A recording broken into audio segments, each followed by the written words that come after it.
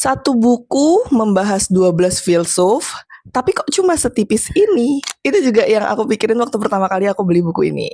Maksudku novel Dunia Sophie itu kan juga membahas tentang filsuf dunia ya. Itu sampai 800 halaman. Sedangkan bukunya Om Piring ini cuma nggak nyampe 300 halaman gitu. Ternyata setelah aku membaca dan kemarin ikut book tour-nya, pembahasannya itu tidak terlalu melebar gitu, dan malah menurutku lebih banyak intisarinya karena kita kan hanya fokus di 12 filsuf. Nah, per filsuf ini dibahas dalam satu bab.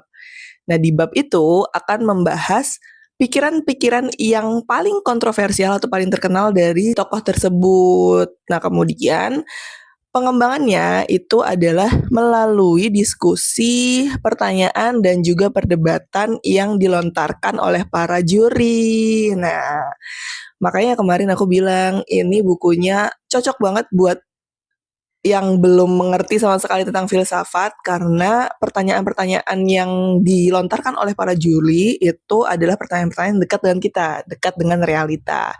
Nggak melulu harus membahas tentang teori. Filsafat itu bisa untuk kita lihat di kehidupan gitu. Misal nih, filsuf pertama yang dibahas di sini adalah Socrates. Nah, Socrates itu adalah orang yang kalau ditanya dia akan bertanya balik. Kenapa? Karena Socrates tuh inginnya ketika seseorang mempertanyakan sesuatu, pengetahuan itu tuh juga harus lahir dari orang yang bertanya tersebut.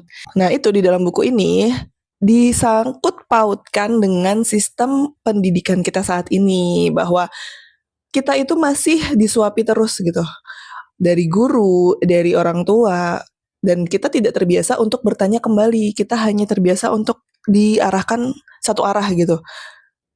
Pengetahuan yang diturunkan dari yang sudah lebih tahu. Padahal menurut Socrates, pengetahuan itu harusnya dilahirkan oleh orang yang belum tahu. 12 filsuf ini pun juga udah terkenal banget. Kayak di sini tuh ada Socrates, lalu ada Aristoteles, Plato, Epicurus, Epictetus. Terus ada filsuf Islam, Al-Kindi dan Ibn Rushd. Lalu juga ada filsuf Katolik yaitu Anselm dan Gaunilo. Dan yang 3 terakhir itu adalah Machiavelli, Descartes, dan juga Spinoza. Oke ya, buruan baca buku ini. Dan nanti di bagian akhir jangan lupa buat voting, buat menentukan siapa sih filsuf favorit para pembaca filsafat punya bakat.